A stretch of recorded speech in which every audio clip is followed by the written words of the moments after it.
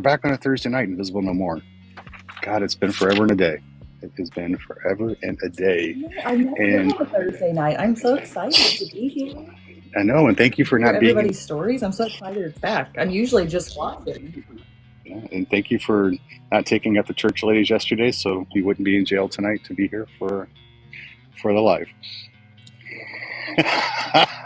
You know, I sent you a message right after I left, and I said, just to report, no church ladies were throat punched today. The church ladies were safe. So Yes, they were. Okay. Well, let's get Kate up here, and we can get this show on the road. Kate's story, y'all, is an incredible story. It has a lot of tragedy, a lot of really good stuff. I see it as a story of hope. I see it as a story of just incredible courage and hope. And there's Kate. Woohoo! How you doing? I'm fine. You're fine. Welcome to Invisible No More Thursday nights. Thank you for coming on. Thank you for messaging, saying you wanted to share your story. I mentioned on Tuesday and in several videos that as an old person, as an old fart, people your age, yours and Amy's age, just invigorate me. You give me hope, because I don't know if I could fight the fights that you guys fight at your age, because it is so overwhelming. When we were talking, and we'll get into this later, but we were talking on Sunday, you brought up a very great point, a valid point, that for y'all's generation, getting together to go out dinner and drinks was what you do, right? You go hang out and you do that. And in your situation, and in so many folks like you and your age group, you can't. Your diet prevents you from doing that. Yeah. And so it sets that out. And I don't know how I would comprehend that. But that's just me, right? That's just because I'm an old dude. But anyway, your story really gives just so much hope and encouragement. I talked the other day in a video how you described yourself. So in case folks didn't see the video, what defines you? What describes you? So I mean, because like my brain is like fried at this time of night. So I'm a huge baker. I do, like, when I have the energy, I'm a huge baker. I do preserves as well, because we have like a bunch of fruit trees on our property. I'm a vet tech of over 12 years. I worked overnight emergency during COVID. I no longer work that, but I do all sorts of vet tech stuff. I have so many fun stories, so many sad stories too, but of every story of every sort. I have a pit bull who is currently locked in the bathroom with a frozen Kong because he has some boundary issues and would be constantly pushed off. I am a huge advocate for multiple causes, my career, other things, and that sort of stuff. I'm opinionated. I am not shy about it. My mouth is constantly going off for friends and family and coworkers. My boss knows it. Everybody knows it. Cannot keep it shut. My family knows it. I am a liability in every sort of way. I love being by the water. That is my place of calm. That is what keeps me serene. If I need to get away, you will find me by the river or by an ocean, or that is what gets me centered. I'm a huge music lover. From obviously any 90s and 2000s is like my thing. Right now I'm Hosier. Like Hosier is like Noah Cohen coming out. Like that's what, yeah. So. Yeah. And you shared with me that who was it that you were going to go see, but you couldn't because you were in the hospital, yeah. I think. And now you're going to go and you're like going to be on a box seat and stuff like that. So when I had a complication, a CSF leak, and my friend works VIP boxes, and she was working Hootie and the Blowfish, so Darius Rucker, and she was working his VIP box, and I guess she told him I was in the hospital with a CSF leak and we were supposed to go to his concert. And she's working his concert again. She's working his stuff again this summer. And by personal invite, we're going to go to his concert in July and go hang out with the band and everything. So I think it's July 11th or something. It's a Friday, so go hang out with Darius Rucker and the band and everything. So that'll be fun. Because it takes a lot to actually get a band invite, but it'll be fun. Yeah, it's the links you went to get I mean, not everybody would sign up for a CSF league just so they could go hang out in the band's box with the band before and after the show. But hey, it is what it is, right? But I like the fact we'd also talked about how concerts like that for you, you'll pay the price of I'll spend. It'll be 3 days. Yeah. Going in as an invisible with everything that it's going to pay a price, but it's something that you choose to do because that's you, right? So, so your history it's deep. I guess if a lot of us are complicated patients, a lot of us have multiple diagnoses, and you are no different. You have a string of different diagnoses, and we will start getting into those. And I guess, do you want to start like when the migraine started, or do you want to go back a little further to like the high school stuff, or where do you want to start? I guess we can start because that kind of, I don't know, kind of muddies the picture I guess, because it kind of helps. Okay. Like when I was in high school and like elementary school, I guess the biggest issue I had was like my mental health stuff started getting diagnosed. Starting like in elementary school, they started diagnosing me with mental health disorders, with OCD and anxiety, autism. Well, the Asperger's when I was 11, and then I was diagnosed bipolar at 13. So I was like diagnosed with all this mental health stuff really, really young, and in and out of I was in and out of acute psychiatric wards from middle school through high school. And a locked alternative school in high school. So, So by the time I got to high school, I was not expected to graduate high school. I got to college. I wasn't expected to end up graduating college. Wasn't expected to be able to hold down a job. It just got to a point where like you're not expected to be able to succeed. And I just, so you have all these mental health diagnoses, and then you just keep adding. And I was overweight my whole life and everything like that. So it kind of helped. It doesn't help when you have that all in your chart, trying to get physical stuff taken care of, if that makes sense. Right. Right. Kind of that's kind of like the precursor of there's nothing helpful there going forward. Yeah. In fact, it makes things it can in certain instances make things worse and prevent care later on.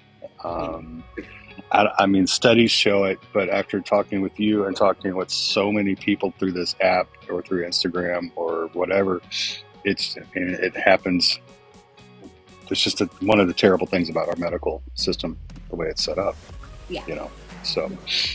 But weird stuff. I mean, I've always had weird injuries, and my medical stuff, obviously started, I have a bunch of medical, I have Ehlers-Danlos and everything that comes with it. I actually came from my pediatrician today, 13 hours in Baltimore. I went to my geneticist today.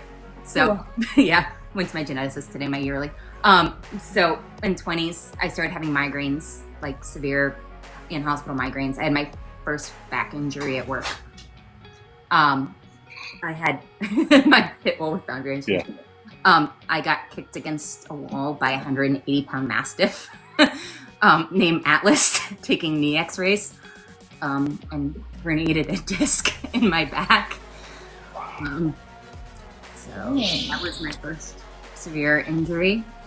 Well, he left an impression because you still know his name. I did, so. Almost 11 years later. Yeah. I still remember his name, Bull Mastiff Atlas. I still remember what he looks like. Yeah, I still remember that. And you know what the next one on that list is?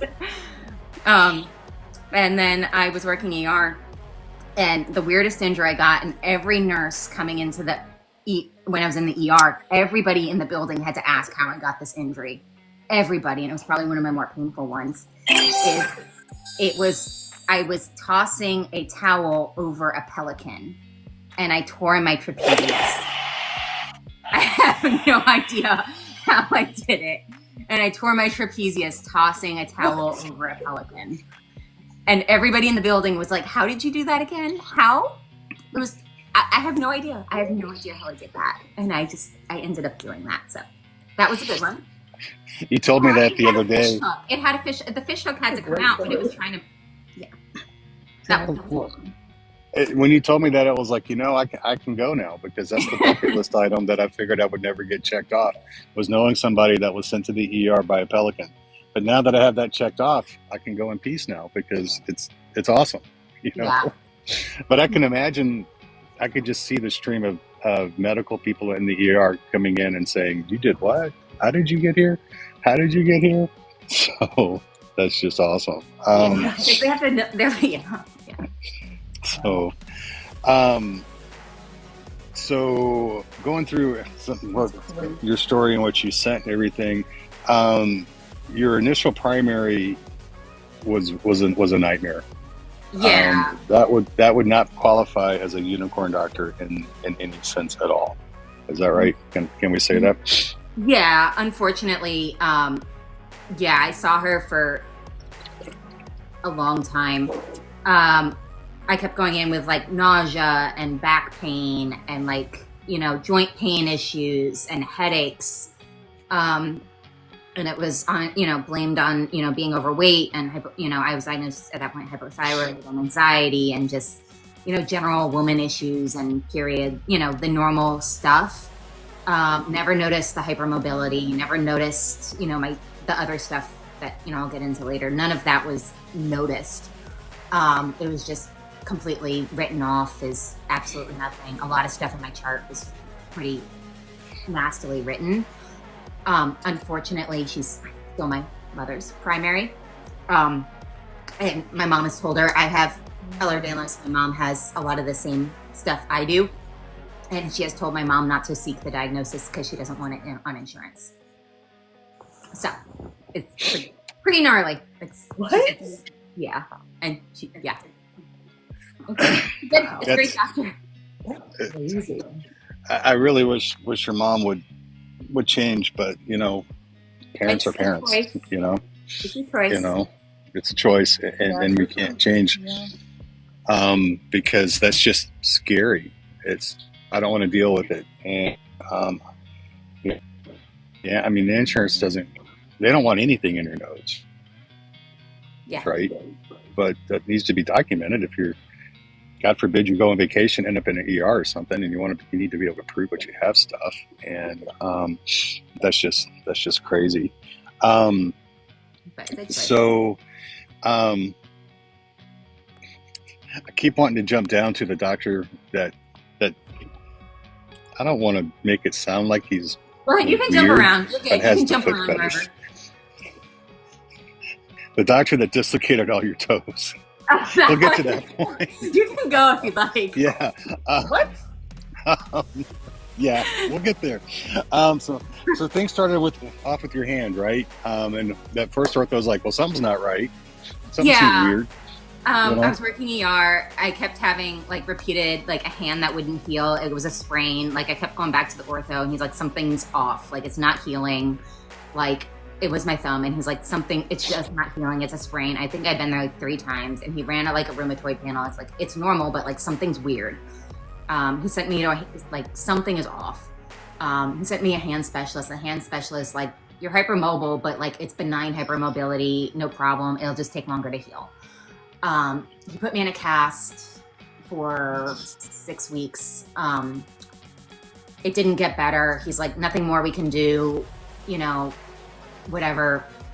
Here's a long-term break, whatever, nothing we can do. I'm like, I think the joint above it is the problem as well, whatever. And he's like, no, that joint's fine. You're good. But at this point, well, update, the joint above it now needs a fusion. So I'm not really in the mood to do that.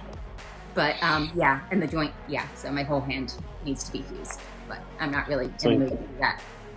But No, too. But I've been dealing with it for 6 years now. So, but yeah, but he was great. So, love that. I have a new hand. I don't see him anymore. But just live with it, you know. But it also drives home. Live with a dislocation. It's fine.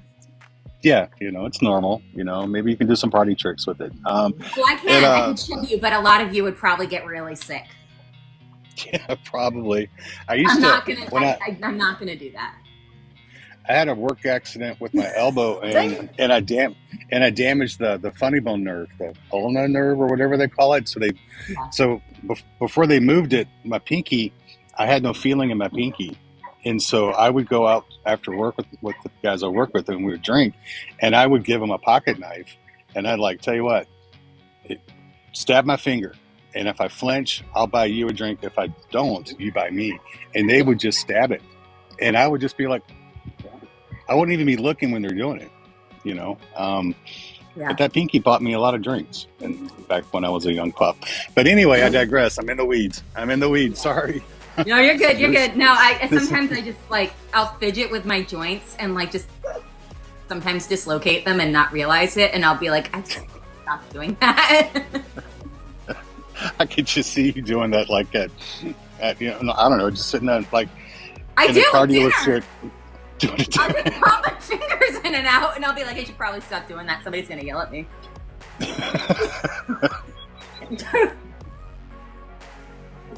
So awesome. That is so awesome. But you know, if you ever needed to leave somewhere in a hurry and you needed an excuse, you could do that and go, I gotta go get this checked out. And then you don't think I have? Oh.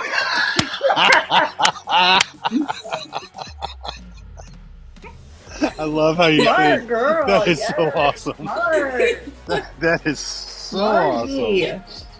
That is so awesome. Marty Pan. We love it. I said I have a mouth. That's beautiful. That is so awesome. I love it. So you're dealing with the joint issues, the hypermobility stuff, but then you're also starting with gastro issues. Is that right? Yeah, I lost about 60 pounds in 2 years. Wow. Yeah. I was sick after every meal. Work was hearing me not able to keep down food. It was routine. Oh, wow.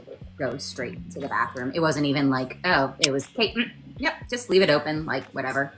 The primary I saw was I think you have gastro, I'm pretty sure he sent me to the GI. I love that GI. He is now in a different state, and I have not had any luck. He ran a bunch of tests. He was my unicorn GI, who I have not had any luck since. It's not been good. He put me on a bunch of meds. I went gluten-free and dairy-free, and I gained back some weight, and the symptoms were better. I'm struggling again. But I was diagnosed with gastroparesis, which is basically a partially paralyzed stomach. So your stomach doesn't digest very well. So you can't eat fiber, high protein. You have to be careful with the amount you eat at a time, that sort of thing. So. Wow. And none of what you have are light issues, right? No, they're all related to the same genetic thing. It just kind of takes, yeah. But you were able at that time to gain some weight back, even though we'll get into later that I think you're losing it again now, unfortunately. About 3 pounds a week, yeah. That's not sustainable. No, I dealt with that today. When that was going on, about how old were you? I was 30 or 31. I'd have 31 or 32. Sorry, years are very, very. COVID was not a good time for anybody. No, that emergence from COVID was like a fog. A fog, yeah. And was it the GI that ended up sending you to The rheumatologist. Yeah, he's like, I think there's something autoimmune going on. Yeah. and he's the one. He said it was benign hypermobility. Is that correct? And I was losing weight because I was stressed and anxious and seeing too many doctors, not because I was malnourished. And he sat there and dislocated all my toes like they were fidgets while he was talking to me. What? Told you guys you can't make this stuff up. It doesn't hurt, luckily, because like it doesn't matter if it hurts or not. It's really obnoxious, though. Yeah, that's crazy. Dude, leave my feet alone. That's what I did. Leave my feet alone. Pardon me as I put my shoes on. You know, that's like a violation to me. It is. I have a problem with that. I do. I mean, I understand that people are anyway, but that's just while he's having a conversation, he's just having fun dislocating your toes. Does anybody else see a problem with the doctor that does this? And he's disgusting. He's fine, you know. That's just wrong, yeah. You know. Just the things that come out of people's mouths or they do is just impressive. It's so true. Yeah. And that's when and I'm going to butcher this term because I tried to pronounce it the other day, and I can't. Dysautonomia, right? Yeah, you got it. That's when that started, or right around the same time, correct? Yeah, kind of. Yeah, 2021. Yeah. I want to pause real quick and go back to the very beginning when I asked you to define yourself or describe yourself. Mm-hmm. And I want to point something out to everybody that's listening. If you go back and listen to what Kate said baker, dog mom, advocate, opinionated, never said, I have this, or I have this, or I have this. So when I say that Kate's story to me is inspiring, it is. Because I love how you, and we're not done yet, y'all. There's still more to go. But I love how you define yourself as you. And then at the very end, somewhere down that list, you'll add, and I've got some pretty crazy stuff going on physically and illness-wise. And that is such an amazing attitude to have.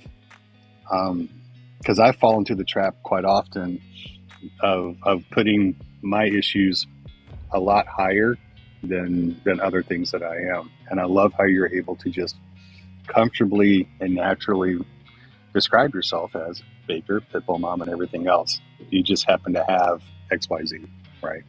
Yeah. You're not letting that be what defines you. And that is such a beautiful thing. So this, I'm just on, the dis word, right? We had talked on the phone about your heart rate. Your heart rate can get kind of crazy, can it? Yeah.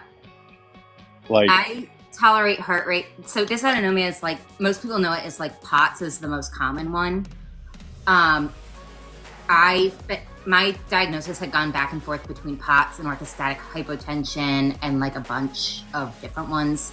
I had my tilt table. I had a couple tilt tables, but my final one was done at VCU last April, and my final diagnosis is orthostatic intolerance with inappropriate sinus tachycardia. So that's my final one. My heart rate routinely goes up to over 150 daily, and can go as high as like 200. And I won't notice if it's over 150 to 1. I won't notice until it's over 160 that I'm having an issue.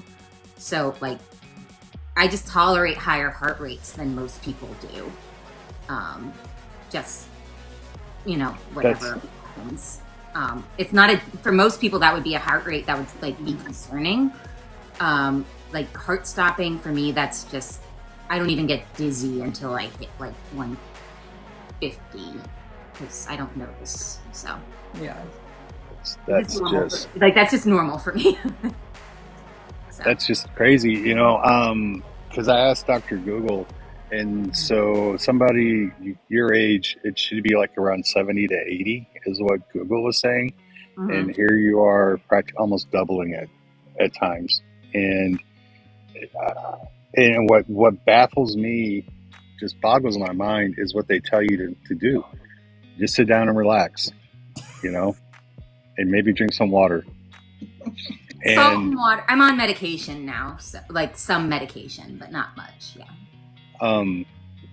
You know, we can put people on the moon, but at the same time, here you are with. I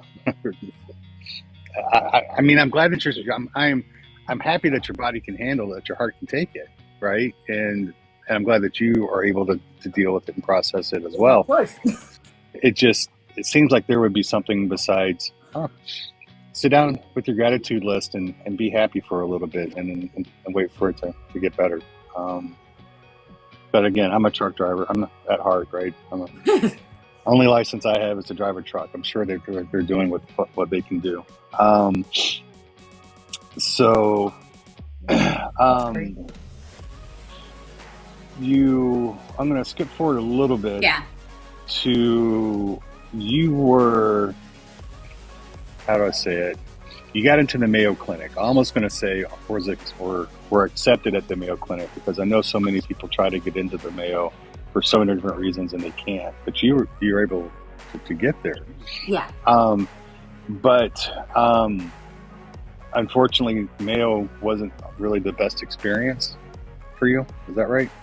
Yeah. Go ahead. I'm sorry.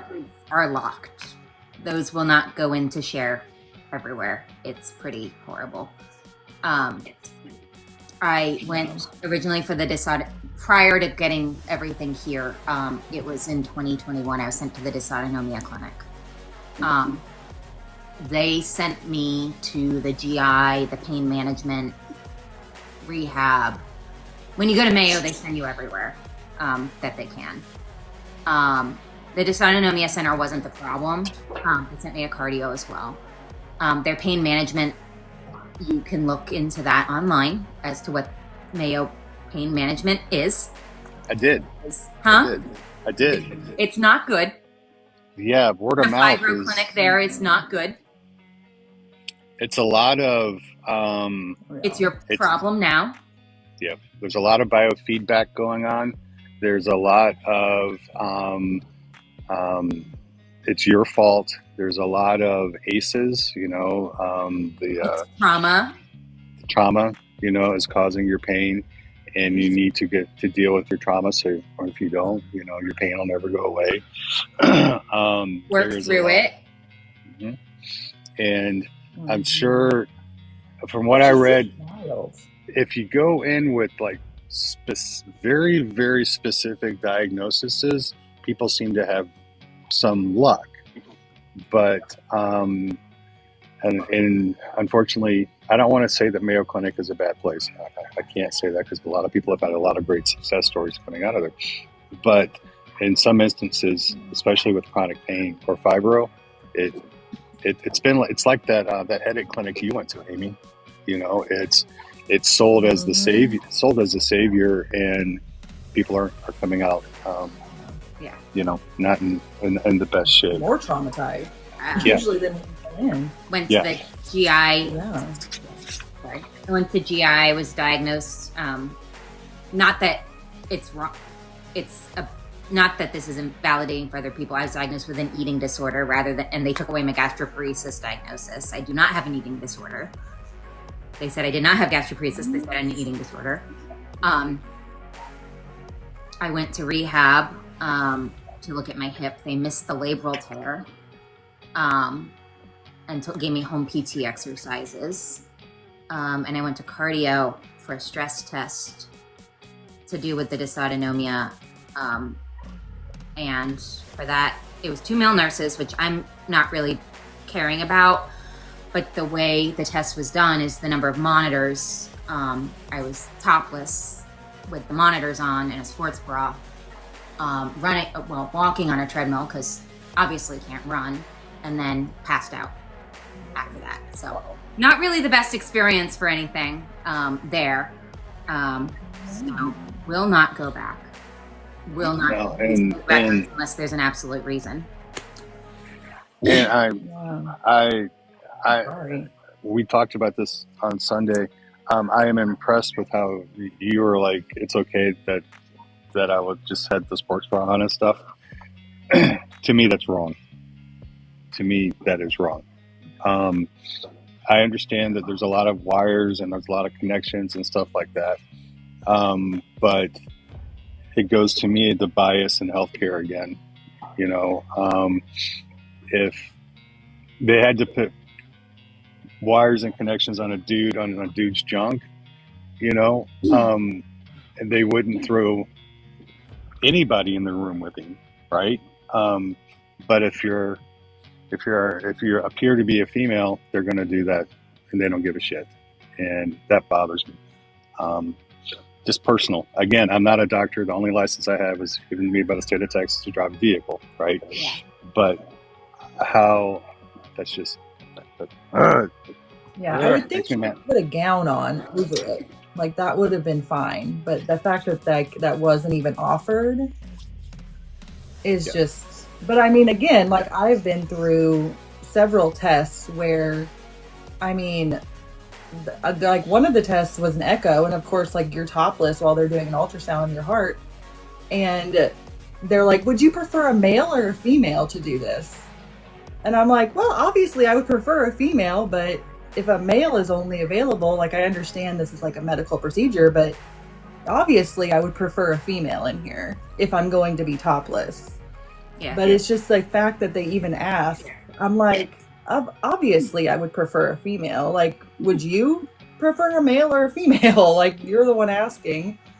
But I mean, I've been through that many times. It's just like, I feel very exposed right now, and we're doing these things in a room full of people. But sometimes you feel not pressured, but it's just like, it's a medical test. Like, I'd rather just get through it and get it over with and leave and call it a day type of thing. So it's after that, I'm like, everybody's like anytime you go in the ER or a hospital or anything, they're like, do you want to cover up? Or like, you're doing an EKG and they're like trying to just sneak under your shirt and like, everything. I'm like, it's an EKG. Please just hook it up in the 10 seconds that it's going to take to like, it's a woman. You're like, please just hook it up 10 seconds, put it back down and be done.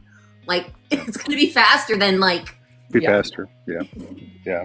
All right. Sorry. Kind of went off on a tangent, and I apologize for that. Yeah.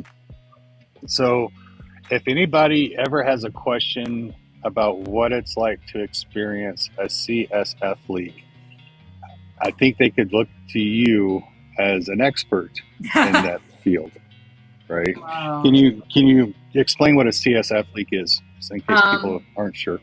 Yeah, I had to go through that that was another topic of discussion today. If you don't want to go there, no, it's fine. I had to. Sorry, my dog's calling at the door. I had to. It was a thing today. It is the worst headache of your life, and when it happens, you will absolutely. Well, if it's a sudden, you will absolutely know what it is. Basically, when it happens, I can tell you, mine happened because my doctor did a steroid injection in my lumbar spine and punctured my dura during a steroid injection, which shouldn't have happened. He made several errors during that procedure. I felt the entire thing because the lidocaine was ineffective. He injected contrast knowing I was allergic to the contrast, and then punctured my dura. It was not a good procedure. A CSF leak basically is your spinal fluid is leaking out of your spinal canal. So when you sit up, your brain is hitting the base of your skull.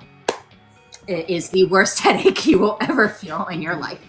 And then when you lay down, you're fine. So anytime you sit up, you are immediately just in excruciating pain, excruciating nausea, cannot function, cannot see. And you know within seconds. So within hours of this procedure, I knew what was happening. And we kind of glossed over it, but they also used like a dye, right? After you explicitly said, "I'm allergic." Yeah, Don't in use that pre-op they stuff. ask you if you're allergic to contrast, and then I was in the procedure and I hear contrast going in, and I'm like, "You didn't just inject contrast, did you?" And he's like, "Yeah." And then on my way out, I start having an anaphylactic reaction, which I'm used to. And they're like, "Are you okay?" And I'm like, "I'm going to handle this better than you are. I'm just going to go. I'm just going to deal with it on my own. I got this. It's just, I have all my meds, and if I need an EpiPen, I'm just going to deal with it. This is not worth you." Yeah. Yeah. So once you have a CSF leak, how do they remedy that? Like, how do they stop it from leaking? This one, or in general? Or can they? Well, normally, I guess maybe in general, and then maybe what they did for you. A lot of times they seal on their own. You drink caffeine, you're fine in like a week, and they're not this severe. But you're you. Okay. You're Kate. So you're not. 3 ER trips, 2 hospitalizations, a blood patch, and a month later, it did not go well. So yeah, I had 3 ER trips. I thought about a blood patch. Yeah, I had 3 ER trips to get finally listened to. Ended up my primary, who likes, "You look terrible." She direct admitted me to my main trauma hospital. They tried a couple things, like the migraine. They're like, "We have to try a few things before we do anything." They did a migraine cocktail. They did IV caffeine, which if anybody ever says they want coffee drip IV, they are getting, I swear, that is the most miserable experience, is IV caffeine. It is terrible. It is the worst. Wait, did you see Amy's face? That's a thing? That's a thing? It's terrible. And no nurses know how to give it. So they're outside their room being like, "I have to look this up. I've never given this before." You're like, "I don't want to hear that," first of all. Second of all, number one, don't tell me that. Yeah. You don't hear them telling you that. You hear them telling it to other nurses. Like, as it's coming down from pharmacy, you're like, "I don't hear that." So, no. I've never done like a heart transplant, but hey, I got nothing going on this afternoon. Yeah, So I get that, and then Let's they do the blood patch, which is a blood patch is basically a reverse epidural, where they take your blood and put it in your spine to compress the leak and make a clot in your spine. It's not comfortable. No. Because you are sitting up with the worst headache of your life while they do an epidural and are drawing blood, and then they inject the blood and basically cause a giant bruise in your spine. Wow. They did that, sent me home, and then it failed the next day. And then I was readmitted to the neuro unit, and then it didn't work. And then they tried to get me, anyway, discharged, and then it took 28 days to seal the leak from the start. I was in bed for 20 days. And the doctor that caused all that just denied it, didn't he? Yeah, it was weird. He said it could never have been a possibility, couldn't be. I sent him articles that it was more common in EDS, couldn't possibly be. Weird thing is there's no documentation that he ever talked to me. It was all after hours on the phone, no my chart, even though I was charting him. It was very odd. Very, very odd. So, well, CYA, because he didn't want to admit, and everything like that. And I know there are good doctors. I know there are good doctors, and there are good surgeons out there, and there are good people, good nurses, and good techs, and good people in the medical field. I know this. I saw my pain doc yesterday, and I lived it, right? Mm-hmm. But I hear horror stories like yours, where a doctor knows he screwed up but denies it. And I lived through my own with Dr. Pena at Granbury, Texas, who's now in Fort Worth practicing at a sports clinic. And they just keep going. and they don't get shut down. And Yeah. and it feels like all of us in the invisible community, whether it's mental health, whether it's chronic illness, or it's chronic pain, we're like freaking magnets to these folks at times. And Feels like it. and it's or we're the steel and they're the magnet. Either way, we're drawn to each other, and it's a nightmare.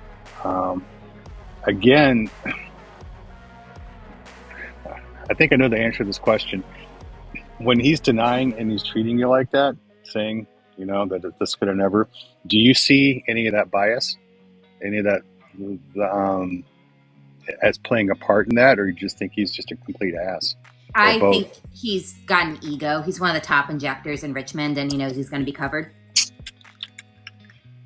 Gotcha. He's one of the.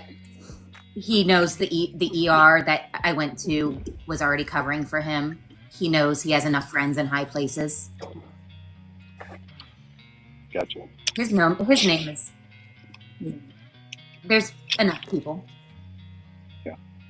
Yep. His name is known. Yeah, and that's the sad thing. It's like a lot of the comments were saying that, like malpractice, you should sue him. But it's like these doctors have amazing lawyers and the law behind them. Suing a doctor for malpractice is almost impossible nowadays. Like, you just can't. And I mean, I don't know anybody that can afford to fight that fight, because they can fight it for years. They have all the money. They know all the people. They got the insurance company behind them. It's like they can do almost anything they want and get away with it because you signed over consent. You signed all these papers saying that you take responsibility for stuff and all these things. It's like suing them for malpractice and actually holding them accountable for when they do mess up is damn near impossible. It's a rare complication. And we're the ones that have to pay for it. Yeah. It's a rare complication, the way it shouldn't have happened. Every doctor I saw was like, this shouldn't have happened. Yeah. And it shouldn't have, but I have. But it did. And I went to the person I saw today was very much questioning about the CSF leak, and she's like, what are you going to do about your back? It's obviously still an issue. Like, you need to address, because I have numbness now in my right leg that I'm not in the mood to deal with. And you obviously still have the back pain. And she's like, you need to go deal with this. What are you going to do? And I'm like, I'm not dealing with it. She's like, why? And I'm like, I have no interest in going to the doctor that sent me for the injection because I didn't want the injection in the first place. And I'm not going to go do any interventional things. And, I'm not having anybody else touch my back at this point. I'd rather live with the consequences than go through that again. Yeah. Anyway. Yeah. And I think so many of us here in this room and in the community can relate to that so much, because I have said that to a friend of mine and she was like, well, what are you going to do? And I was like, I'm not doing anything about this. I'm just going to ignore it and live with it. And she was like, well, you can't do that. And I'm like, sure I can. And I'm like, I bet so many people in the chronic pain and chronic illness community, it's like we've been shit on by so many doctors, and there's time after time we're not getting any help. And it's like, at some point you're just like, I'll just live with it. I don't want to go see another doctor. I don't want to do a procedure. I don't want anybody to touch me. Like, I am happy with just living with it right now. Yeah, I think so many of us can relate to that. We've talked before on lives about how as invisibles, whether it's chronic illness, chronic pain, mental health, when we develop something new, we keep our mouths shut and just don't say anything. And it really freaks normal people out, right? And it's like, okay, I mean, it's just this, what are they going to do for it? And we just push through it. It's like we were talking earlier with your wrist, right? You're not having that surgery right now. It's like we have to. I think you're not. I don't think you're only one, Kate, where we have to prioritize what we are wanting to address. Right. And I'm not trying to put words in your mouth if that's not where you're at. No, I know there's reasons I'm not going through this surgeries right now, is I'm not there's other reasons. Yeah. Yeah.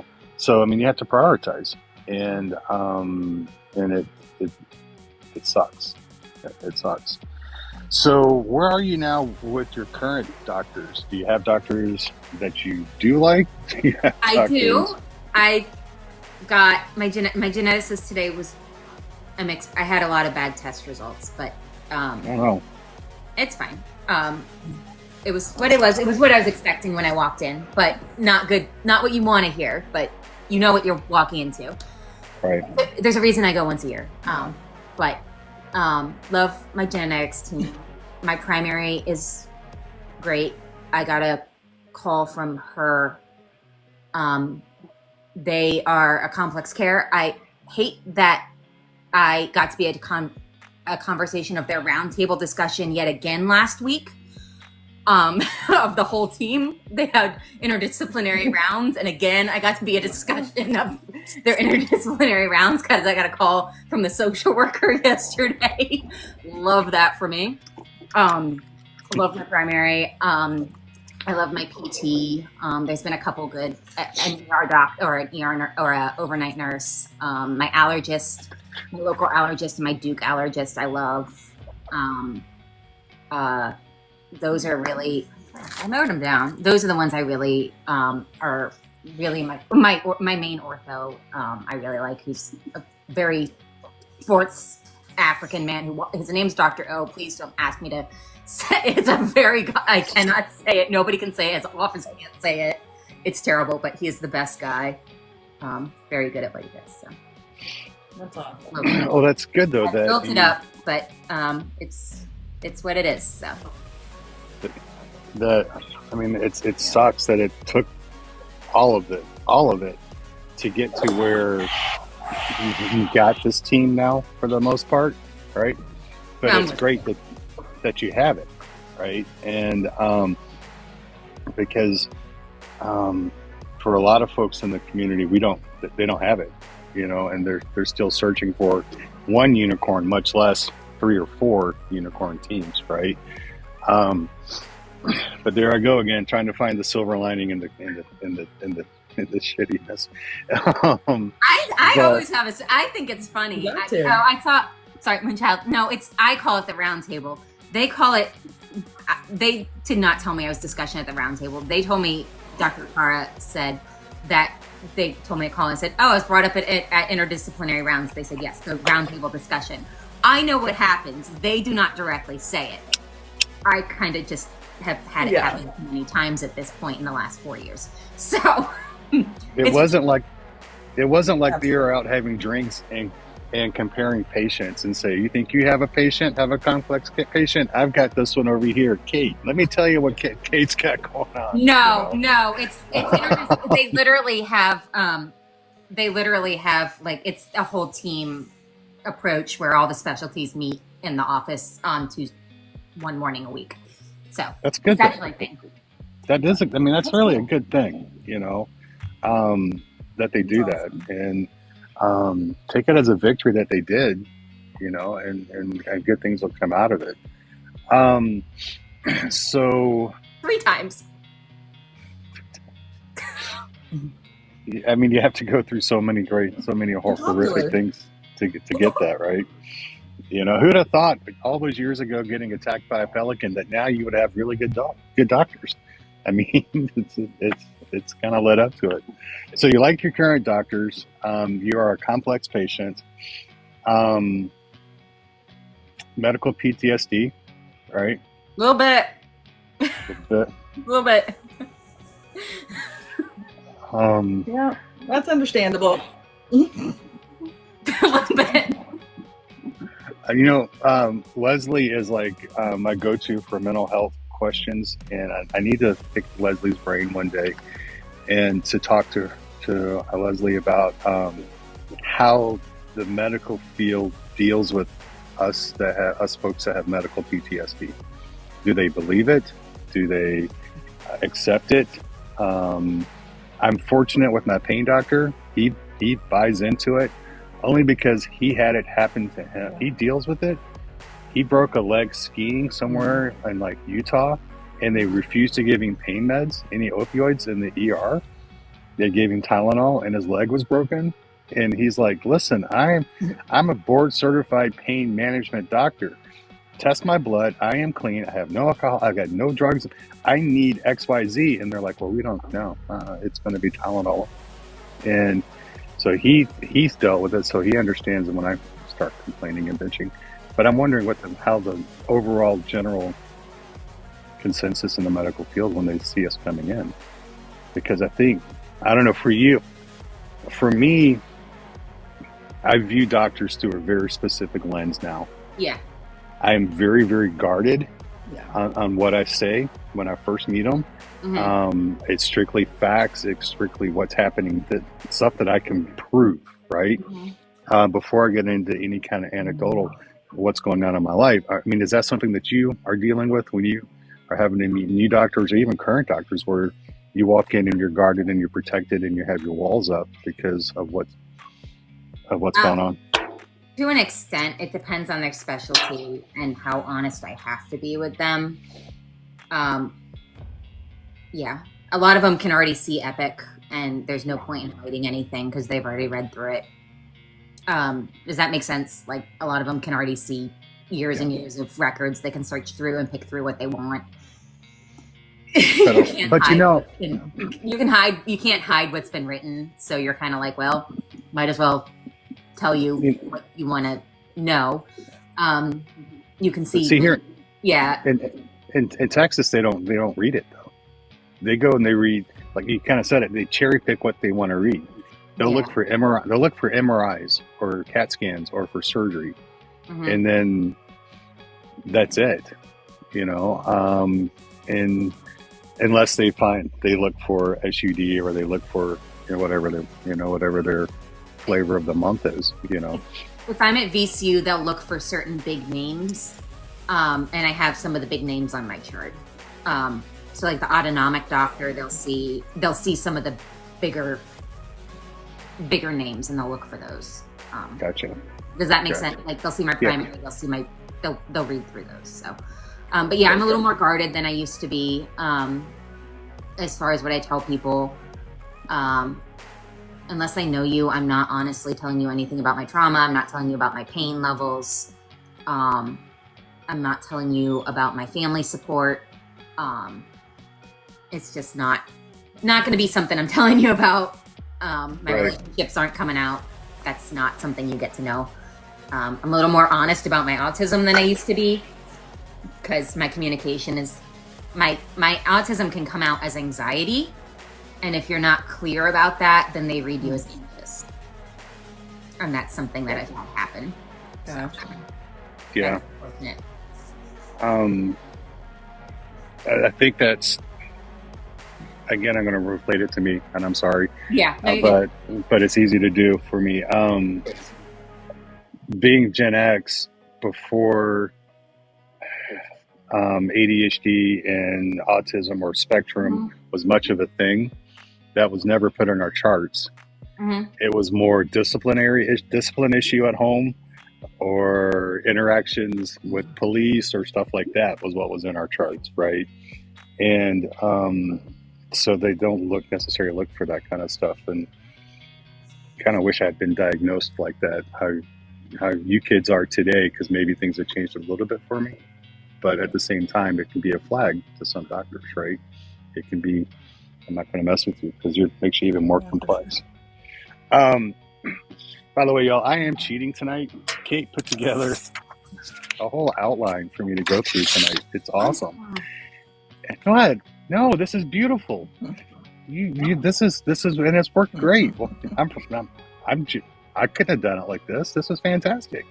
And do you know how many misspelled words would be in this if I did this? I mean, it'd be like 10,000. Anyway. So how do you deal with the medical system now? That's what you have on here, and I love the number one thing you put on there: dark humor, because you have to laugh, right? You have to get the stress out in a positive way, right? Oh, if you can make the nurses laugh, it's even a better bonus. Like if you can make the doctors and the nurses laugh, it's like I taught my nurse practitioner a new term today. I taught her docklings. She'd never heard of what a dockling is before. Yeah. And I taught her that term. And she's like, what? And I explained it to her. And she's like, oh, that makes sense. And Well, can you explain dockling to those that may not know what you're meaning by dockling? So anybody who's ever been in a teaching hospital before, Please do. if you don't know what a dockling is, if you've ever been in a teaching hospital and you've ever been on grounds, you know that order of importance goes by order of lab coat and how they follow into the room. The attending goes first, the med student goes last. So they're docklings as they go down. So true. It's not nice. But it's accurate, right? It's not a nice term. Please don't call them that to their face. He's behind their backs. Just Yes, their but back. they also wake you up at 5 a.m. So, like, come on. Yeah, they wake you up. How are you feeling? I was asleep. They use their- Well, you don't. You know, so I love that you carry that you have a medical binder and you take sheets, you take notes with you to appointments and stuff. Yeah. I do that, and I recommend everybody do that. No matter how incredible you think your memory is, that when we get in there, if we get anxious and we skip over things, or we get sidetracked when we're talking to a doc. I get sidetracked really easy when I'm talking to my doctor. Mm-hmm. And if I don't have that book with me, I will forget to ask really, really important types of questions. And I love that you do that. So I'll you start look for writing them like a week or two before I go. Like I have Yeah. appointment, like my appointment for each doctor is on a page, and like as I think of a question, I'll write it down. Yep. And I like how you say you look for providers with background in your condition. That's right. That's obviously a really good one too. But this is one that that I'm proud of you, and I'm proud of anybody that can do this.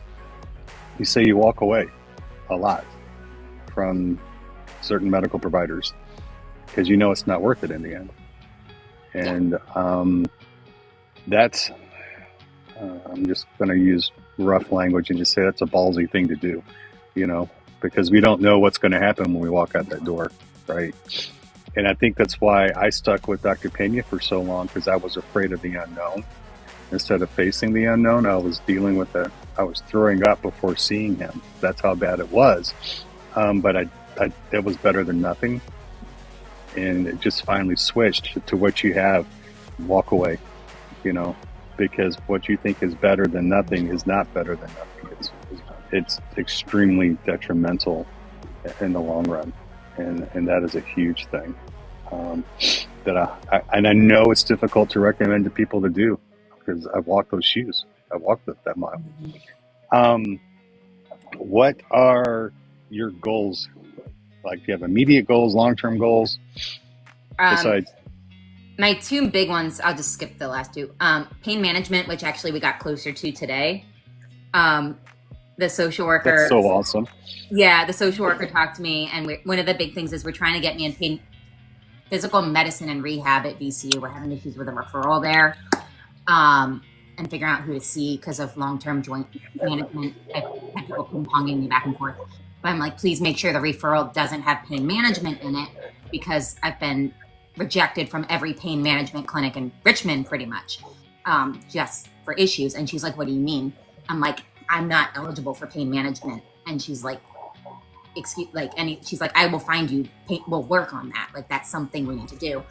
And then I went to my genetics appointment, and the person who does my joints wasn't there because he's Jewish, and it was a Jewish holiday today.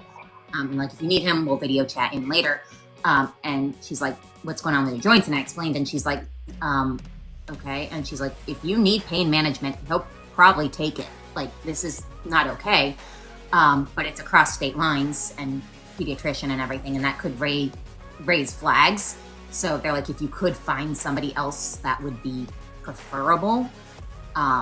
So just be careful. You know, if you could find somebody, it would be better. Just because he's almost 200 miles away, it would be better not to have to do that. And so, yeah, I don't know what it would be crossing lines. I don't know if they could even write the script going across. I can't lines, take them anyway. That's right, you can't. But So that's another thing. It would have to be like something. It would have to be creativity, but I can't take them anyway. Terry, I'm in Virginia. Something that people may have missed from the beginning. You aren't on any kind of pain management now. I'm on Tylenol. Yeah, and that's it. And physical therapy. And white knuckling it. You have to be white knuckling it at times. You know. Yeah, it's pretty miserable. Yeah. And then my other issue is GI. I'm losing a lot of weight. I actually had my bone density. I'm losing bone density from nutrition and steroids and not eating, and I'm showing signs of malnutrition at this point. So we're gonna get me into a GI in May. I've been waiting 9 months for that appointment. So deal with that. I've lost. Do they think that is like the GI related to the dysautonomia and the EDS? Is that all related, or is it separate things? It's the EDS. Yeah. The EDS causes connective tissue issues with your GI. But it might be a vascular compression as well as the gastroparesis. So that makes it a little more complicated. Okay. So it makes it fun. It's a surprise. And there's nobody in my state who can deal with the vascular compression. So we've got to go to another state. Of course. Jeez. Yeah, obviously. Not even qualified to diagnose it. So it's great. So if anybody's questioning why I've been saying that Kate's story to me is inspiring and gives me hope, look at Kate right now. She's been smiling. She's been joking through all of this. She's not on any pain management. She's having to go cross state, or I'm going to have to go out of state to get the care that they need. And yet you're pushing through. I don't know if I could do it, to be honest with you. I don't. But you don't, right? But it's folks like you. I was gonna say, you don't have an option. Well, yeah, true. But it's folks like you that remind me that that to keep going, and that's what you and others in this community do. Is when I hear these horrific things, and it's why I make the massive deal at when you describe yourself. Who are you? I bake. I'm a pit bull mom. I'm this. I'm that. And you're dealing with some horrendous things, but you don't let that completely define you to other people. And I cannot applaud you. I cannot give you enough credit for that, because it would be so easy to do that. And that is just freaking amazing. It's like you're like a freaking hero. Because I would be, but I'm a grudgy old man. That's what old people do, right? I guess. I asked you for 3 things. Yeah. That were important to you for this whole thing tonight, right? Yep. If you could get 3 things out, or 3 points to drive home to people, what would they be? It might not get better, but it gets managed. You feel believed, you feel less out of control, and you feel like you have a plan. So that's the first one. Next one is people you thought would be there might not be there, but others you might surprise you and show you the biggest support. Yep. And the third is kind of a quote, but it says, and this one I got before my health downfall, but it kind of struck. This sucks, but you don't have a right to the cards you believe you should have been dealt, but you have an obligation to play the hell of the ones you are holding. That's it. I love that. And that's what you are. You're like living that. You are playing the hell out of the cards that you got dealt. And the first one just blew me away when I read it. Might not get better, but it gets manageable. Feel, believe, less out of control. Have a plan. And that's such an important mind switch for a lot of people. A lot of us have things that can't be cured, can't be fixed, but they can be managed. And having to switch our mindset from being fixed to managing it can be a massive jump, but it's an important for a lot of us. I got the hat tonight. Thank you, Kelsey, because that's huge. And so yeah, I'm gonna that quote I'm gonna probably steal. I'll try to give you credit for it. No, it's not mine. It's Cheryl. I cannot pronounce the name. Cheryl Strayed. Strayed, yeah. Well, I'm going to say that you gave it to me, so yeah. So somebody's going to get credit for it because everybody's going to know that I can't come up with something that good. So, anybody have questions for Kate? Something that was missed, or something that didn't make sense, or how do you handle this, or how do you not handle that? This was important tonight. We were talking on Sunday, and we've messaged back and forth, and somebody that was watching tonight, you touched. I guarantee it. Besides me. My inbox is open. I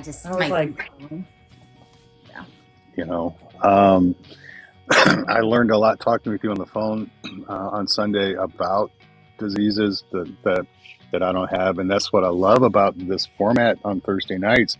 I have the chronic pain, right? But I can't do the crazy thumb tricks, and I can't do the toe tricks either, which is probably good. I would probably gross myself out. But yeah, here you are, and I'm getting so much just positivity out of how you manage this stuff, because it's not easy, and it's such early 30s, and you're pushing through like this, and you're going forward, and you're not taking no's for answers, and that is an inspiration right there. So Miss Amy, do you have anything, questions? Did we miss something? No, I mean, I don't think so. I will definitely be messaging you about the dysautonomia stuff, because I am new to the POTS world, and I'm still figuring it out, and I got lots of questions, so I'm going to be messaging you for sure. But I think, but I think, it's so interesting how, your story has you've been hit with so many curveballs and just so many things that would take a normal person down. And I love that you use dark humor, because that's what sustains me. And if you don't laugh through it, you're going to cry. And I would rather laugh than cry. And I just think that you just keep getting back up and back up after everything. And that is, I realize you don't have a choice. You have to get back up. But it's just so commendable that you're dealing with so much, and you have such a great outlook on life. And I'm so thankful that you came and shared your story tonight, because it just is a good reminder that no matter what happens, we can always get back up, and we can always look on the bright side of things. And you have to be resilient, and you got to keep going. Yeah. And so thank you. You do. Kate, do you have any final parting words of wisdom? No, the humor is a load-bearing structure. If we all go down, if it goes down, we all go down. That's all I got. So yes. Yep, it is. Yeah. For me, I want to say thank you one more time. When I got the message from you saying you wanted to share your story, I was excited. I was like, hell yeah, because I've been back and forth. I really want to do Thursdays. I really wanted to do Thursdays. I really wanted to do them. And I just didn't have the drive to do Thursdays. And your message pushed me over the top to do Thursdays again. And I'm glad I can't say thank you enough for coming on and sharing tonight like you have, and being open and honest. And thank you for inspiring me and for inspiring others, just by being you. And which is just being yourself can be tough at times. And here you are, just putting yourself out there. It's an amazing thing. We Thursday nights are back, y'all. So we are going to be doing this. Kate was a great person to start it off. I'm looking forward to future Thursday nights. As long as my body will take it and my brain will take it, we'll be here Thursday nights. I want to say thank you for everybody that came out tonight. Thank you again, Amy, for being here and getting me through once again. And Kate, thank you again for your willingness to be here tonight and to share. So if anybody has any questions, message Amy, message Kate, email me, keithcpp@gmail.com. I am behind on my messages again, horrendously, and I apologize for that. How's that happening? Give me, somebody said the sunset. Yeah, looking pretty good tonight. I'm gonna, once we get the fence up, I'm moving the table back that way so we get the telephone poles out of the picture. So it'll just be the field behind me, which ought to be really good. But thank you for being here tonight, y'all. And Kate, once again, thank you. If you guys have messages or questions, just send a message and we'll get answers to you. I love you guys. Please have a good night. Be safe. Peace. See ya.